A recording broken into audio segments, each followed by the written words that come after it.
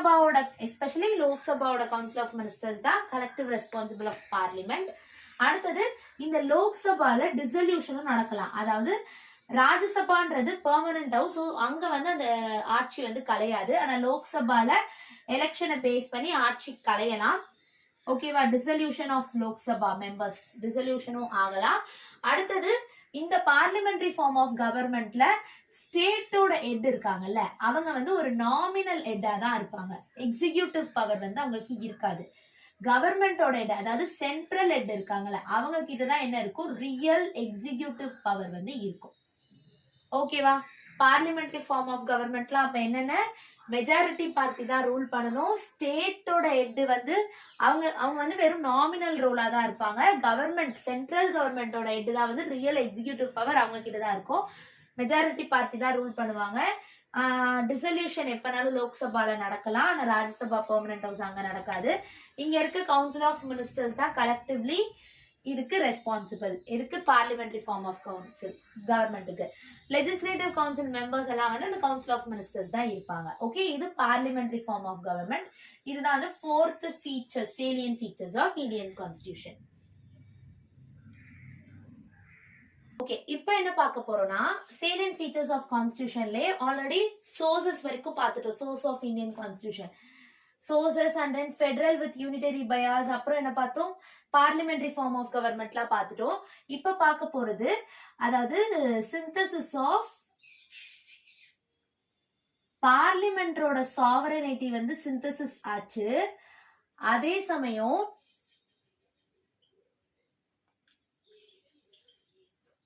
Judicial supremacy இருந்தது. அதாவது இருங்க, சுப்ரீமசினா பவர் அதிகம், ஜுடிஷியலுக்கு பவர் அதிகமாச்சு. பார்லிமெண்டரி சாவரனிட்டினா ஆட்சி பண்றது, பார்லிமெண்ட் ஆட்சியுமே வந்து வளர்ந்துட்டு வந்துட்டு இருந்தது.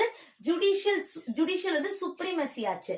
அதாவது இப்ப எப்படின்னா ஒரு லா வந்து பார்லிமெண்ட்ல இருந்து பாஸ் பண்றாங்க, ஓகேவா, அது கான்ஸ்டிடியூஷனுக்கு அகெயின்ஸ்டா இருக்கு அப்படின்னு தெரிஞ்சதுன்னா ஜுடிஷியலுக்கு பவர் இருக்கு. என்ன பவர் இருக்குன்னா அந்த லாவை ஸ்ட்ரக் டவுன் பண்ணலாம். அன்கான்ஸ்டிடியூஷனல் சொல்லி ஸ்ட்ரக் டவுன் பண்ற பவர் வந்து ஜுடிஷியல் கிட்ட இருக்கு. பார்லிமெண்ட் பாஸ் பண்ற லாவே கான்ஸ்டிடியூஷனுக்கு அகெயின்ஸ்டா இருந்தா judicial have rights to struck down that law. Okay, அதே இது ஆனா பார்லிமெண்ட் எல்லாம் எதுவுமே பண்ண முடியாதுன்னு கேட்டா கிடையாது. பார்லிமெண்ட் வந்து ஒரு லாவை அமெண்ட் பண்ண முடியும், ஆர்டிக்கலை அமெண்ட் பண்றாங்க கரெக்டா பார்லிமெண்ட்.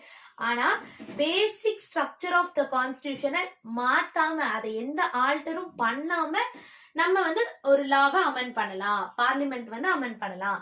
ஜுடிஷியலுக்கு சுப்ரீமசி அதிகம், அதாவது பவர் அதிகம், அந்த மாதிரி இந்த பாயிண்ட்ல சொல்றாங்க. இது ஒரு ஃபீச்சர்ஸ்.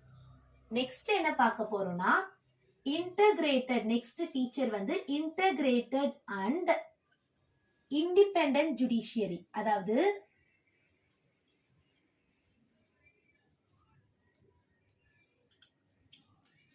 இன்டகிரேட்டட்னா என்னன்னா ஒருங்கிணைக்கப்பட்டு, எல்லாரும் சேர்ந்து ஒருங்கிணைக்கப்பட்டு சுதந்திரமா இருக்கிற ஜுடிஷியரி தான் நம்ம இந்தியன் கான்ஸ்டிடியூஷனோடது அப்படின்னு சொல்றது ஒரு சேலியன் ஃபீச்சரா இருக்கு. ஓகேவா?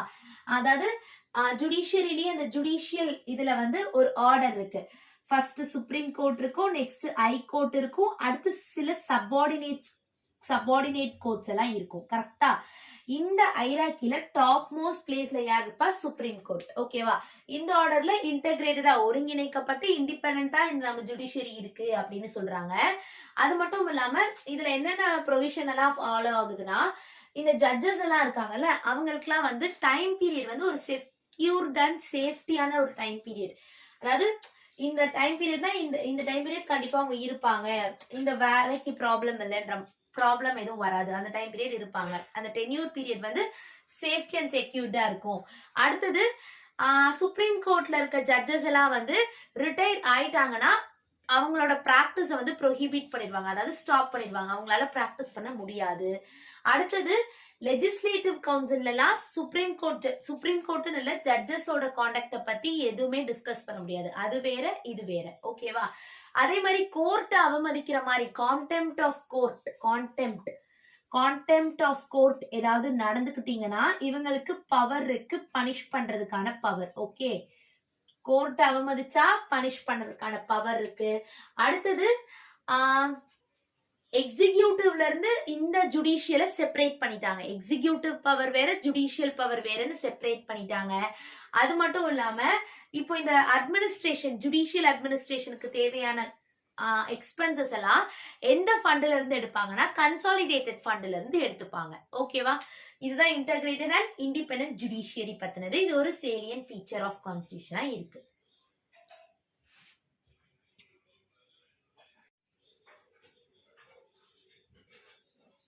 இப்ப என்ன பார்க்க போறோம்னா, நம்ம கான்ஸ்டிடியூஷன்ல ஃபண்டமெண்டல் ரைட்ஸ் இருக்கு. கரெக்டா? Fundamental rights. ஃபண்டமெண்டல் ரைட்ஸ் எதுக்கு? ஒவ்வொரு இண்டிவிஜுவலுக்குமே தனித்தனியா இந்தந்த அடிப்படை உரிமை இருக்கு அப்படின்னு, இந்த சொசைட்டில உங்களுக்கான இந்த உரிமை எல்லாம் இருக்கு அப்படின்னு சொல்றதா ஃபண்டமெண்டல் ரைட்ஸ். அது நம்ம கான்ஸ்டிடியூஷன்ல இருக்கு. இதுல உங்களுக்கு ஏதாவது அடிப்படை உரிமையே கிடைக்கல அப்படின்னா உங்களால கேஸ் கூட போட முடியும். This is justiciable. Okay, justiciable. அடுத்தது இது எதுக்காக மேஜரா இருக்குன்னா, லெஜிஸ்லேட்டிவ் அண்ட் எக்ஸிகியூட்டிவ்க்கு ஒரு லிமிடேஷன்ஸ் இருக்கு. அதாவது ஒவ்வொரு இண்டிவிஜுவல்கிட்ட இந்த ரைட்ஸ்ல தான் இருக்கணும் அப்படின்னு ஒரு லிமிடேஷன், கவர்மெண்ட்டுக்கே ஒரு லிமிடேஷன் பிக்ஸ் பண்ண மாதிரி, இண்டிவிஜுவலுக்கு இந்த ரைட்ஸ் எல்லாம் இருக்குன்னு சொல்றதுக்கு ஃபண்டமெண்டல் ரைட்ஸ் இருக்கு. ஓகே, இது fundamental rights. Fundamental rights one of the salient features of Indian Constitution. அடுத்தது டிபிஎஸ்பி. டிபிஎஸ்பின்றது directive principle of state policy. இது எதுக்காக இருக்குன்னா, இது ஃபண்டமெண்டல் ரைட்ஸ் மாதிரி கிடையாது. இது நான் ஜஸ்டிசபிள். இது ஒரு क्वेश्चनாவே கேட்பாங்க. நான் ஜஸ்டிசபிள் ஆர் நாட் ஜஸ்டிசியபிள். இதுக்காக நீங்க கேஸ் எல்லாம் போட முடியாது. இது ஜஸ்ட் ஒரு மாரல் ஆப்ளிகேஷன்ஸ் மாதிரி கவர்மெண்ட் பிளேஸ் பண்ண ஒரு மாரல் ஆப்ளிகேஷன்ஸ், அவ்வளவுதான். இத வச்சு நீங்க கேஸ் எல்லாம் போட முடியாது. ஃபண்டமெண்டல் ரைட்ஸ் மாதிரி எனக்கு இந்த உரிமை இருக்கு அப்படி எல்லாம் சொல்லி கேஸ் எல்லாம் போட முடியாது. இது டிபிஎஸ்பி ஃபர்தரா பாக்குறப்ப உங்களுக்கே புரிய வரும். அடுத்தது ஃபண்டமெண்டல் டியூட்டிஸ். ஃபண்டமெண்டல் டியூட்டிஸ் இருக்கு இல்லையா இந்தியன் கான்ஸ்டிடியூஷன்ல. ஃபண்டமெண்டல் டியூட்டிஸ் எதுக்காக வச்சிருக்காங்கன்னா, ஒவ்வொரு இண்டிவிஜுவலுக்குமே ஒவ்வொரு சிட்டிசனுக்குமே ஒரு ரிமைண்டர் கொடுக்குற மாதிரி. அதாவது உங்களுக்கு இந்த டியூட்டிஸ் எல்லாம் நீங்க ஃபுல்ஃபில் பண்ணணும், சொசைட்டிக்காக, ஸ்டேட்காக, கண்ட்ரிக்காக இதெல்லாம் நீங்க பண்ண வேண்டியது இருக்குன்னு ஒரு ரிமைண்டர் கொடுக்கறதுக்காக செட் பண்ணதுதான் இந்த ஃபண்டமெண்டல் டியூட்டிஸ். இது ஒவ்வொரு சிட்டிசனும் என்ன பண்ணணும்? Must fulfil. ஓகேவா? இந்த மூணு fundamental rights, DPSP and fundamental duties. இந்த மூணுமே salient features of Indian Constitution தான். இப்ப என்ன பார்க்க போறோம்னா, செக்யூலரிசம். செக்யூலரிசம்ன்றது என்னன்னா, செக்யூலரிசம்ன்றது இப்போ இந்த ரிலீஜியனை தான் நீங்க ஃபாலோ பண்ணணும் அப்படின்னு எந்த இடத்துலயுமே இந்தியால ஃபோர்ஸ் பண்ண மாட்டாங்க. இந்தியன் கான்ஸ்டிடியூஷன் படி நீங்க இந்த ரிலீஜியனை தான் ஃபாலோ பண்ணி ஆகணும் அப்படியெல்லாம் கிடையாது. பாசிட்டிவ் செக்யூலரிசம் ஃபாலோ பண்றதா நம்ம இந்தியன் கான்ஸ்டிடியூஷன். ஓகேவா? ஒவ்வொரு இண்டிவிஜுவலுக்குமே ஃப்ரீயா அலோவ் பண்றாங்க. அதாவது உங்களோட பிலீஃப்க்கு ஏத்த, உங்க நம்பிக்கைக்கு ஏத்த ரிலீஜியனை நீங்க ஃபாலோ பண்ணலாம் அப்படின்னு ஃப்ரீயா அலோவ் பண்றாங்க செக்யூலரிசம்ல. கான்ஸ்டிடியூஷன் கேரண்டி பண்ணிருக்கோம். அதாவது கான்ஸ்டிடியூஷன் கேரண்டீஸ் எதுக்குன்னா, லிபர்ட்டி ஆஃப் ஃப்ரீடம் ஆஃப், லிபர்ட்டினா freedom of belief, faith, freedom of belief and faith for all citizen. எல்லா சிட்டிசனுக்குமே அவங்களோட பிலீஃப், அவங்களோட ஃபெய்த் ஏத்த மாதிரி அவங்களுக்கு சுதந்திரம் இருக்கு. அதாவது அவங்க நம்பிக்கைக்கு ஏத்த மாதிரி அவங்க சுதந்திரமா இருக்கலாம்ன்றத கான்ஸ்டிடியூஷன் கேரண்டியா சொல்லுது. ஓகேவா? இது ஒரு இம்பார்ட்டன்ட், ஒரு basic salient features of Indian constitution. Okay, அடுத்தது என்னன்னா,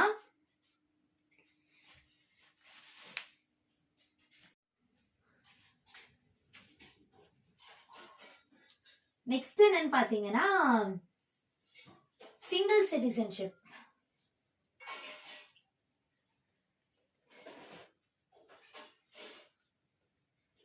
அதாவது இந்தியால இருக்க எல்லா டெரிட்டரிஸ், அதாவது இங்க மொத்தமா இருக்க எல்லா டெரிட்டரிஸுக்குமே ஒரே சேம் ரைட்ஸ் தான். அதாவது same political and same civil rights தான். எல்லாருமே அந்த ரைட்ஸ் படி தான் இருந்தாகணும் அப்படின்றது சிங்கிள் சிட்டிசன்ஷிப். எல்லாருக்குமே ஒரே லா ஃபாலோ பண்றதா, எல்லாருமே ஒரே லாவை தான், ஒரே பொலிட்டிக்கல் ரைட்ஸா இருந்தாலும் சரி, சிவில் ரைட்ஸா இருந்தாலும் சரி, எல்லாமே எல்லாருக்குமே சேம், ஈக்குவல் தான் கான்ஸ்டிடியூஷனை பொறுத்தளவுக்கு. So it is a single citizenship. Okay, அடுத்தது என்னன்னா, யூனிவர்சல் அடல்ட் பிரான்ச்சஸ். இப்படின்னா என்னன்னா ஒவ்வொரு சிட்டிசனுக்குமே அவங்களுக்கு ரைட்ஸ் இருக்கு ஓட் போடுறதுக்காக, அவங்களுக்கு செல்ஃப் ரெஸ்பெக்ட் கொடுக்கணும். அதாவது ஒரு அடல்ட்டா ஆயிட்டாங்க அப்படின்னா ஓட்டிங் ரைட்ஸ் அவங்களுக்கு கண்டிப்பா இருக்கு. அதெல்லாம் ஏற்படுத்தி கொடுக்கறதா யூனிவர்சல் அடல்ட் பிரான்ச்சஸ் சொல்லுவாங்க. எல்லா அடல்ட்ஸ்க்குமே have a rights to vote. அவங்களுக்கு ஏத்த மாதிரி அவங்க வந்து டெமோக்ரஸி மூலயமா அவங்களோட ரூலரை தேர்ந்தெடுத்துக்கலாம். ஈச் அண்ட் எவ்ரி அடல்ட்ஸ்மே. ஓகே, அது வந்து யூனிவர்சல் அடல்ட் பிரான்ச்சஸ்ல வரும். So secularism, single citizenship, universal adult franchise எல்லாமே salient features of Indian constitution தான். நெக்ஸ்ட் பாயிண்ட் என்னன்னா இண்டிபெண்டன்ட் பாடிஸ். அதாவது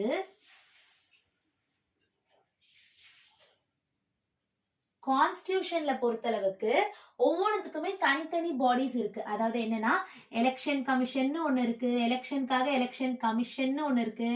அடுத்தது காம்ப்ட்ரோலர் அண்ட் ஆடிட்டர் ஜெனரல்னு ஒன்னு இருக்கு ஆடிட்டிங்க்கு. அடுத்தது யூனியன் பப்ளிக் சர்வீஸ் கமிஷன் இருக்கு. ஸ்டேட் பப்ளிக் சர்வீஸ் கமிஷனும் ஸ்டேட்டுக்காக இருக்கு. ஜாயிண்ட் ரெண்டுமே சேர்ந்து ஜாயிண்ட் பப்ளிக் சர்வீஸ் கமிஷனும் இருக்கு. அதாவது இவங்க டியூட்டிஸ் என்னென்னு செப்பரேட் பண்ணி கொடுத்து ஒவ்வொன்றுத்துக்குமே தனித்தனி பாடி, இண்டிபெண்டன்ட் பாடிஸ் செப்பரேட் பண்ணி கொடுத்துருக்காங்க.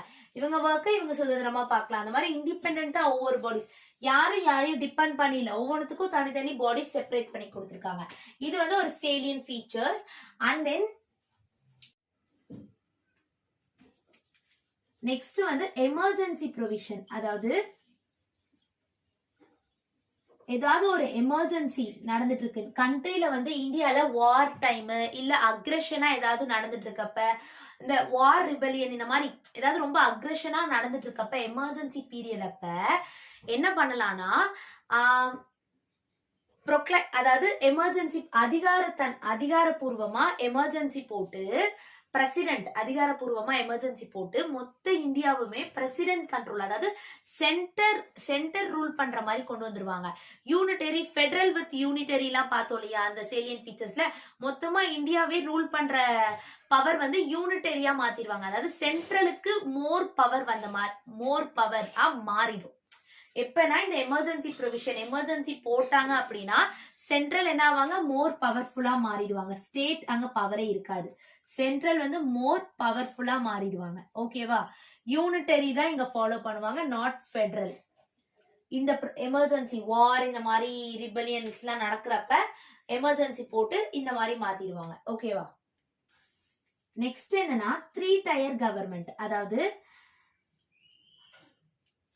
அமெண்ட்மெண்ட், அதாவது 73 and 74 கான்ஸ்டிடியூஷனல் அமெண்ட்மெண்ட் ஆக்ட் படி என்ன பண்றாங்கன்னா பஞ்சாயத்தையும் அண்ட் முனிசிபாலிட்டிஸையுமே வந்து என்னவா மாத்துறாங்க, 3rd tier கவர்மெண்டா கொண்டு வராங்க. கான்ஸ்டிடியூஷன்ல 73 and 74 அமெண்ட்மெண்ட் ஆக்ட் கான்ஸ்டிடியூஷன்ல போட்டு பஞ்சாயத்து அண்ட் முனிசிபாலிட்டியை 3rd tier கவர்மெண்டா மாத்துறாங்க. ஓகேவா?